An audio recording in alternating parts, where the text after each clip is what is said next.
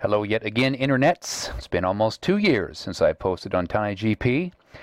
I always planned that if I got a significant number of hints, I'd do a follow-up video. Well, I was as surprised as anyone to see there was interest, so here we are once again. As always, we're talking about what I consider to be the most underrated mini-sized software on evolutionary programming around, TinyGP. In this installment, we're going to talk about using TinyGP for data mining. There's lots of talk about data mining these days, but very little primer material, accessible content for somebody who knows virtually nothing about the subject, but who might benefit from some of its simpler techniques. TinyGP to the rescue. Here's what I have in mind. We'll first give a quick description of what data mining is. Then we'll make a small modification of TinyGP to add our own data mining functions, basically swapping out Professor Poli's arithmetic functions for a few of our own logic functions.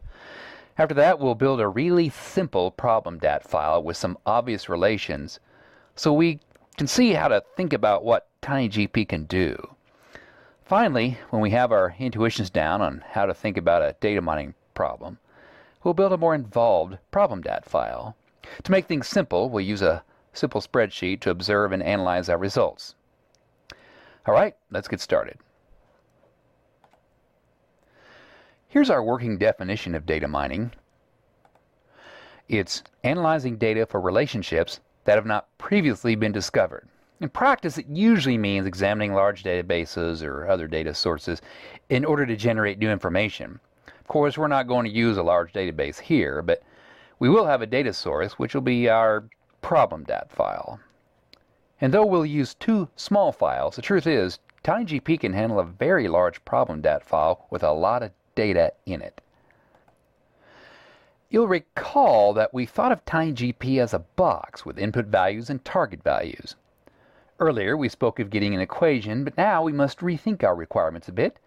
We'll want three things when we apply TinyGP to data mining. We want quantification, which is still some equation or program that can receive all the data we supply. And we'll want explanation, where we just mean that ideally all of the data from the input values, when fed into the equation, gives us the target values. We are going to make a change, however, from dealing with numbers per se to dealing with relationships. So, roughly speaking, we'll primarily use logic functions instead of arithmetic functions. That means we'll need input values and targets which deal with what's true and with what's false. We want to know that if a certain relationship can be mined, as in data mined, from our input values. If we can find that special relationship, then we can say our program explains the relationship. But we will also want more than explanation, which looks backwards to what we already have. We want prediction for new cases we haven't yet seen.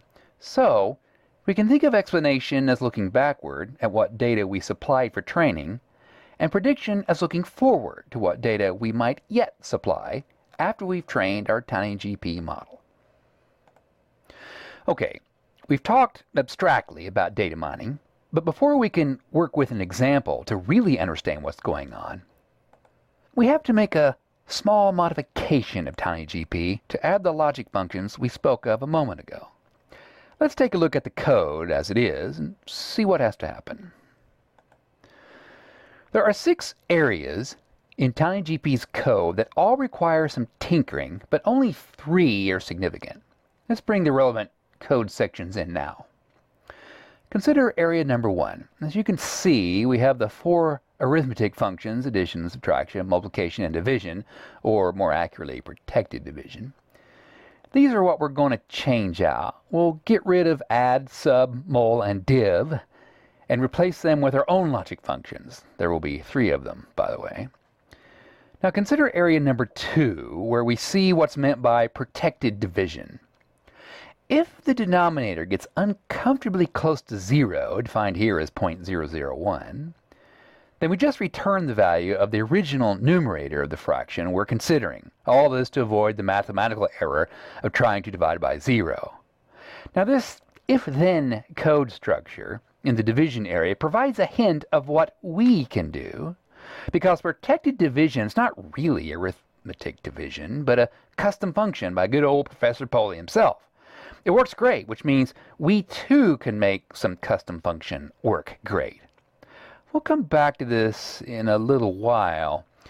The other parts of Area 2 operate as you'd expect, where you have either the plus, minus, or times applied to two values. Moving to Area number 3, this just says, as you're moving through the buffer of characters which make up a program or equation or formula, whatever you call it, place your opening parenthesis correctly for display, and also when you see add, use a plus, when you see sub, use a minus, and the same for the other functions. When we add our own custom functions, we'll have to make sure we modify Area number 3 to likewise make our display show the formulas correctly.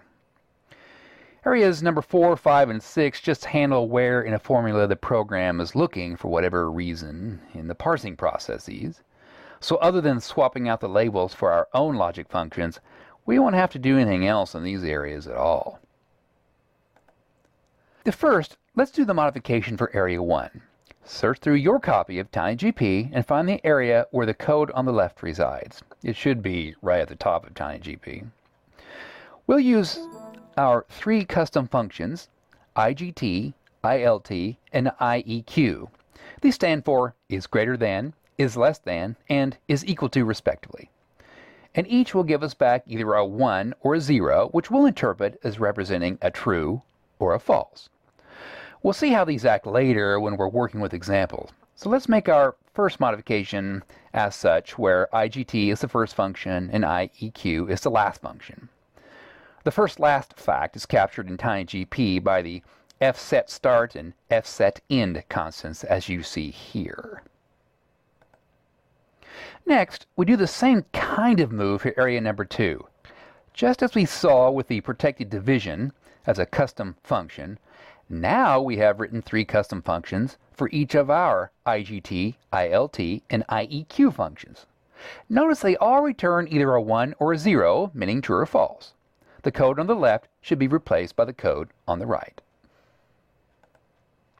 Now it's time for modifying area number 3. Not much of a surprise here. Since we have 3 functions, we need 3 ways of displaying them with their proper symbols. So it's really just a case of swapping out here, too. The code on the left should be replaced by the code on the right. Finally, we make the trivial modifications of substituting our function labels for numbers 4, 5, and 6. Find each area in your code as shown above, the red line in the slide, and then make the modifications you see on the bottom of the slide. We've now made all the modifications to TinyGP by adding our 3 custom logic functions.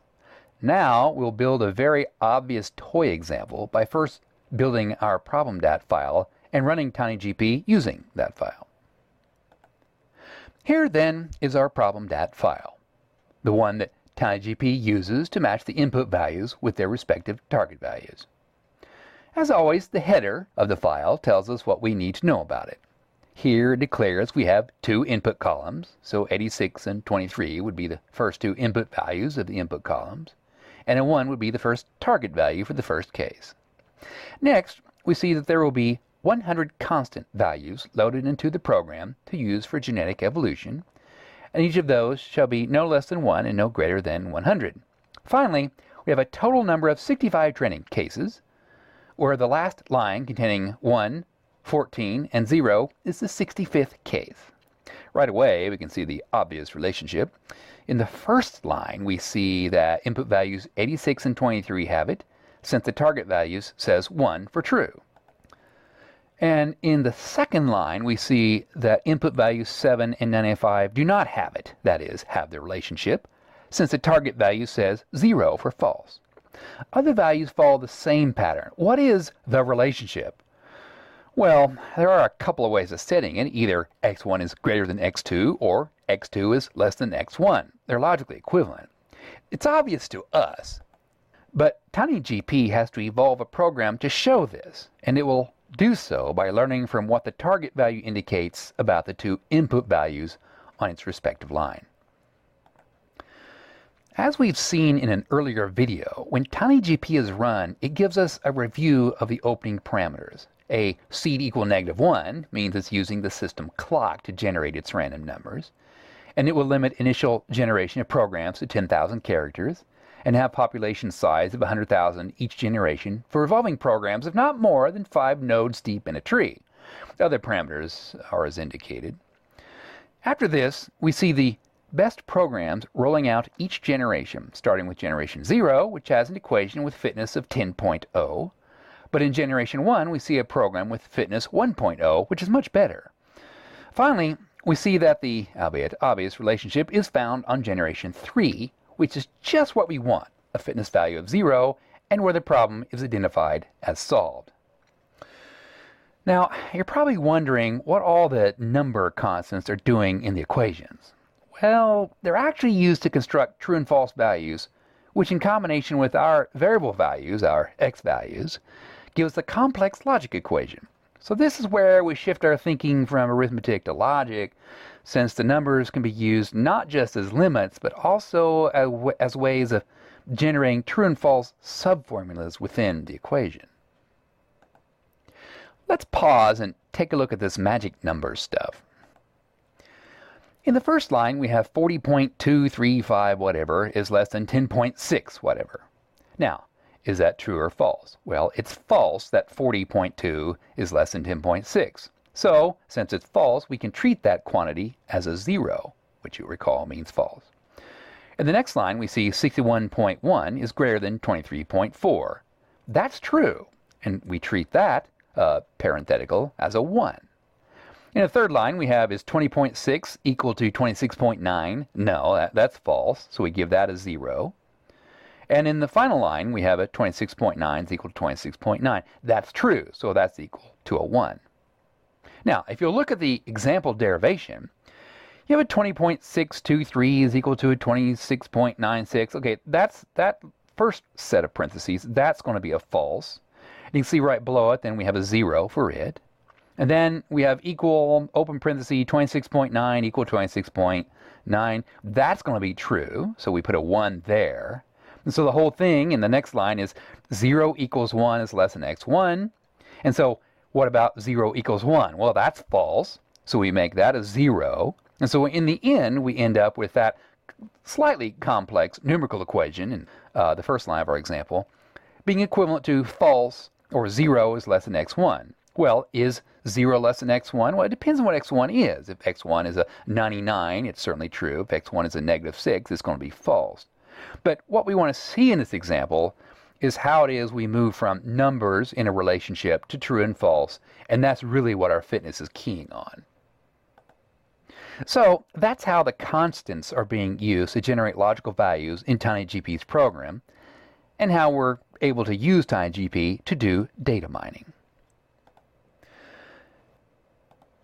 So we've just finished our toy example. We now will build a somewhat more involved example which better reflects a real-world scenario. Here we've built a new problem.dat file. But what is the relationship? We want TinyGP to tell us. So let's take a moment to show what this problem.dat file represents. Well, you can see it's got 4 input value columns, and that's captured by the 4 here. And it's still 65 long, so we're going to have 4 variables to worry about, x1, 2, 3, and 4. And so we have to ask, well, what are these variables referring to? Well, here's a picture of the spreadsheet. You'll see we have quiz 1, 2, 3, and a participation, and then we have a PF, which means pass-fail. What we have are the equivalent of 65 students, and we have a midterm grade for them, or midterm grades. At midterm, they have quiz 1 scores, quiz 2 scores, or quiz 3 scores, and their participation scores. Now, in column E, this is what happened at the end of the semester. So we might say, well, in March, we looked at their grades, and then we asked at the end of the semester, did they pass or fail in May? And so in line 2 here, you see an 87 at quiz 1, 79 at quiz 2, 85 at quiz 3. Participation was 75. This person passed. In line 3, we have 93, 46, 72, 84. That person failed. And so if you go down line by line, that is student by student, you'll ask, did they pass or fail at the end of the semester? and given just what we knew about them in the middle of the semester. Could we say that someone is at risk for passing or failing? Could we predict whether they will pass or fail and train TinyGP to find out just why? That's what we mean when we're dealing with our 4 X variables. The X1 is the quiz 1 score, X2 is quiz 2, X3 is quiz 3, X4 is the participation grade, and of course our target values come from the pass and fail column. After TinyGP runs for a few dozen generations with this problem.dat file that we showed earlier, it comes up with this formula, which I've simplified a bit by placing 1s for constant equalities and 0s for constant inequalities. I've also marked the X variables because we want to use those to tell us how to build a spreadsheet formula. Essentially, each variable is a column in a spreadsheet, with X1 being the A column and the rest following progressively, as we mentioned a moment ago. Since our spreadsheet has a header, we have to start everything on the second line, and thus see our first program looking like this in what I'll call spreadsheet format. We can paste this formula into the spreadsheet and then afterwards cut and paste it into subsequent lines, fortunately letting the spreadsheet adjust the line numbers automatically for us. So, from our original data, we built a problem.dat file by which TinyGP evolved a formula. Now we're finally ready to use a simple spreadsheet to observe and analyze results that come from this formula. Here's how the formula gets pasted alongside our original data from which we built our problem.dat file. Here I've pulled up the spreadsheet and we have the grades only. I can roll through and see that there's the same pattern all the way through for 65 different cases. Here you can see I have pasted in the equation that we saw earlier that TinyGP gave us, although I switched out all the X variables for their proper column variables. So X1 became A2, X2 became B2, X3 became C2, and X4 was not used, interestingly enough. So it turns out the relationship it found did not require the participation grade. Now, if I copy here, and then I go right below it here on G3, and I hit paste, it'll automatically paste the formula again, but notice how it's updated for us automatically the row numbers, and that's really nice. Indeed, we can paste all the way through and get what we're after. Okay, now let's look at the grades with an analysis. Once I pasted in the formula for each row, to make things easier, whenever in row E there was a 1, I had it put a true in row F, and whenever there was a 0 in row E, I had it put a false in row F. That way I can compare trues and falses, not just ones with true and 0 with falses. So really, those E's and F's say the same thing. I've just made F say true. I even made it gold, since that's the gold standard we're trying to meet. Now, as you roll along, you'll see that column G, which was the evolved equation results, matches column F straightforwardly 100% all the way down. So if I roll down to the bottom, indeed, you'll see down here it matches everything to the end. Well, if we go back to the top of the spreadsheet here, you'll notice that some of the numbers are colored red. Well, what I did was I originally put a relationship in here to see if TinyGP could find it. So the red means a 46 in line 3. There's a red 32 in line 4. Line 7 has a red number. All of these are failing grades I stuck in there. So if you had one failing grade in any of those columns, that meant eventually that it would correlate with the target of you failing the class, that is, getting a 0 state. So I trained it on that originally, and then I discovered an interesting thing. If you roll down to about line 48 here, you'll see there's a purple 42 and a purple 58. I had trained it to find only where you got one essential low score, or F, on a quiz would correlate with it. But what happened if you got 2 or more F's on the quiz? Well, originally when I trained it, it would still say you passed the course, which is not very representative of the kind of thing I was after. And so the lesson here is you have to be very careful to train your data on kind of scenarios you're interested in. And so I went back and I put in some data where I had some failures in 2 places. Like on line 48, I had the first and last quiz was failed. On line 60, the first 2 quizzes were failed. And line 63, the last 2 quizzes are failed. And so then I went and retrained it by having it run another TinyGP equation, and sure enough, it worked fine. Matter of fact, it gave me 100% in terms of a predictive matching model. If you go clear down to the bottom, I can type in some things. Here I've typed in a 65, 56, 77, and 77. Here it says that it's false that a student would pass on the model that I've been given. So let's say if I change that 65 to a 77, well, still fails, got a 56 in that other one. So let's change it to a 78. And here it says they would pass. That is true. And so this allows me to check, validate whether my model is going to give me what I'm after. And it turns out, I think I said if you've got a 64, 63 or lower, you're going to fail. So you could type in manually here along line 68 some different scores, and then you could check it on column G using the formula that we derived to see if it matches the expectations of what you'd roughly look for. So now we have a formula which explains the data in a quantified way and which can also predict it, which is just what we wanted with TinyGP's data mining abilities. Let me point out one more thing here. I've turned on a pink column of numbers, and if I roll to the bottom of this pink column of numbers, you'll see that it says 83%. Now, if I go back to the top, you'll see that one is called Evolved 2 and one is called Evolved 1. It turns out I had run TinyGP earlier, and it did not give me a perfect match. It gave me one which was only about 83% accurate in terms of matching to the target cases. Still a pretty good model. So advice here is you might want to run your model a few times to see if it gives you the best predictions.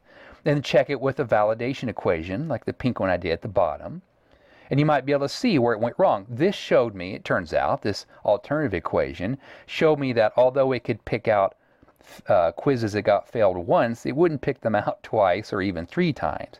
And so I learned here that sometimes you will get a relationship which is found that you're not really that interested in looking for, or it's not as accurate as you could get it if you gave the TinyGP better training data. So that's it for TinyGP and data mining. Hopefully you've seen how TinyGP can be slightly modified to mine your own data from your own spreadsheets using custom functions and a custom problem.file.